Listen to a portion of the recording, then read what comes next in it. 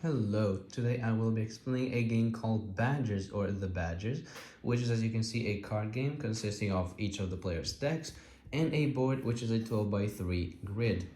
Now, in the game, there's a lot of decks with a lot of different effects. Each deck is unique in its own way, and each deck has similar cards, mainly consisting of a base stat, an add-on, the Badger's favorite food, and potentially a effect that the badger has. Every deck has two different effects or badgers that maybe just don't have an effect. So the effect says if it's a passive, if it's a before play, or if it's an after play. That means that literally just decides when the effect is active. For example, passive means that we'll give one attack to all allies for each face down opponent at all times as long as this badger is on the field. Now, besides that, there's also the favorite food, which if you might have noticed, there are foods up here and foods on each of the spaces on the grid. If the badger is in the end game placed on its favorite food, it'll grant a point. If it has a W2X on it, it'll be worth 2 points. Now, besides that, there's also a very important part, the combat mechanics and its stats. Now, each badger consists of its main stat, which can range from 0 to 15, 20, and its add-ons. Now, there are 4 different types of add-ons that exist, so let's explain them all. There is attack, which is added to your base stat when you attack a badger face up. There's defense, which is added to your base stat when you're tanking hits from someone, and if this creature is face up. There is ambush, which is when someone attacks you and you're face down, you will add this ambush defense to your base stat and then calculate if the damage is higher than your total health. And the last one is sneak attack, which is when you attack while being face down. For example, this card and this card, they can both attack face up and face down. However, for this card, it's better to attack face up since it has attack, and for this one, it's better to attack face down since it has sneak attack. Now, each player at the start of the game chooses who plays first in a unique way. They look at the grid, and you divide the grid in half, meaning this is one half, this is the other half. Whichever half has more gravel paths, that player plays first. In this example, the player on the left plays first. That means this player will now draw 3 cards. Then the other player will draw 3 cards.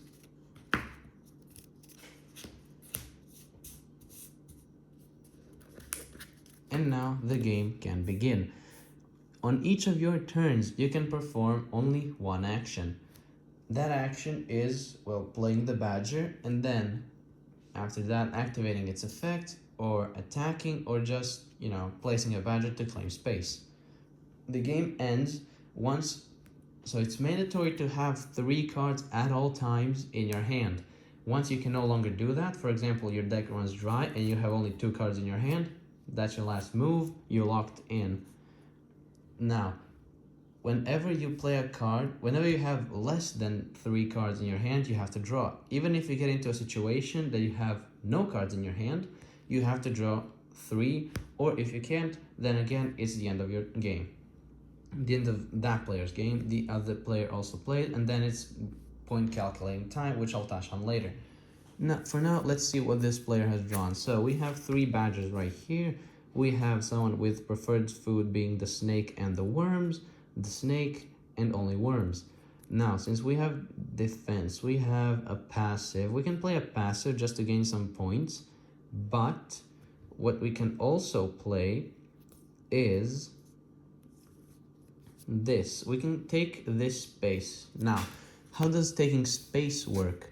You can only take space one reach above you, or basically only one tile in front of you, meaning you start on tile 0 and then you have to play a card on tile 1, then on tile 2, and moving on.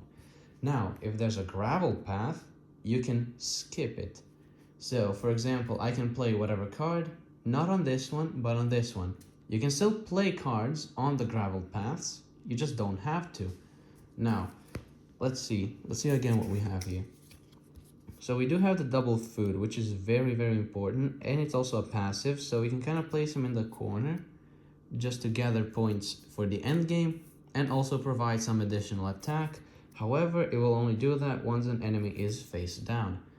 Now, I've done my move, I've played once, and now, since I don't have 3 cards in my hand, I'll draw 1. That's it for the left player. Now, let's see what the right player has. He has foods, some foods, and a double food. But we can also see there is a fort, which is a passive and gives 3 defense to all allies in a column.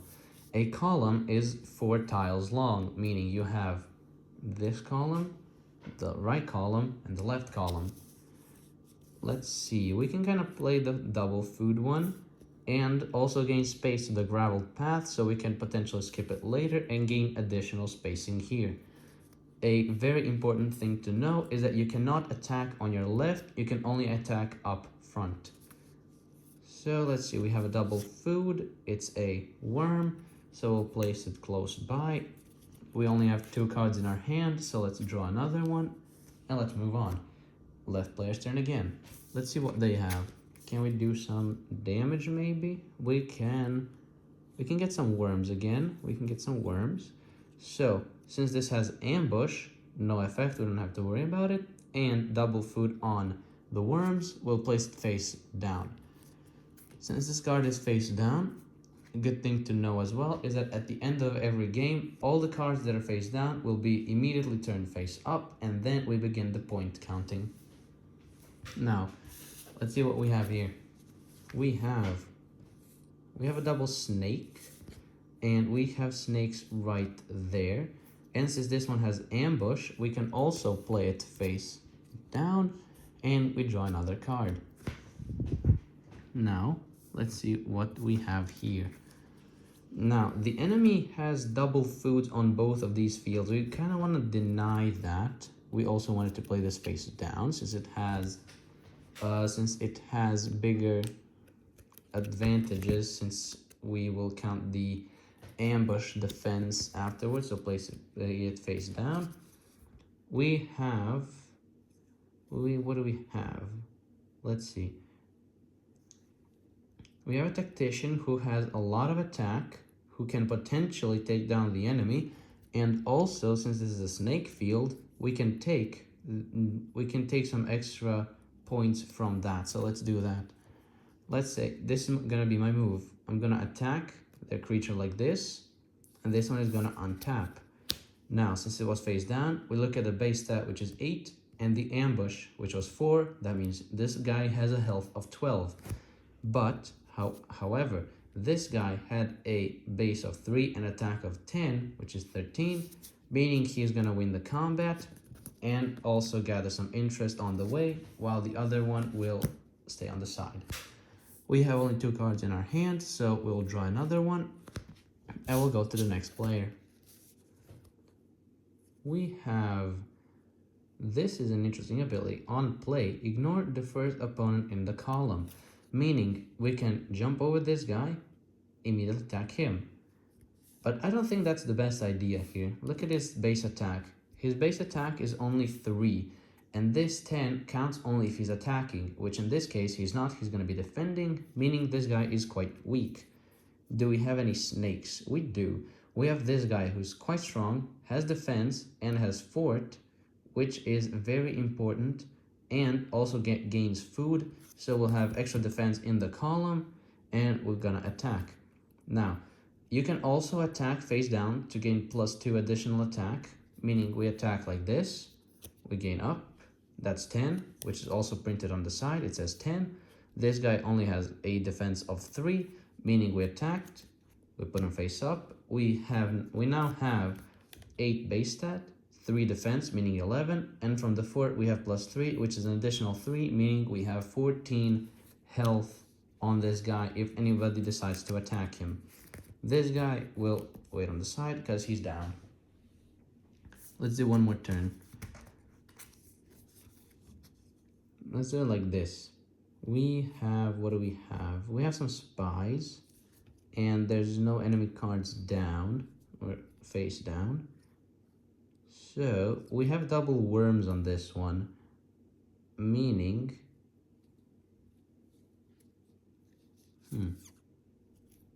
well, you don't always have to go for the food. You can kind of just take space, especially since we have the gravel path right next to us. We can immediately just jump onto this one, which is interesting.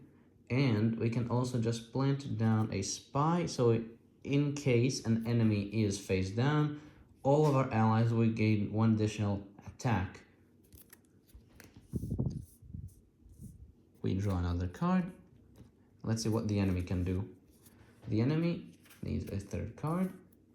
And we have another 4. We have some spiders. We have this. We have that.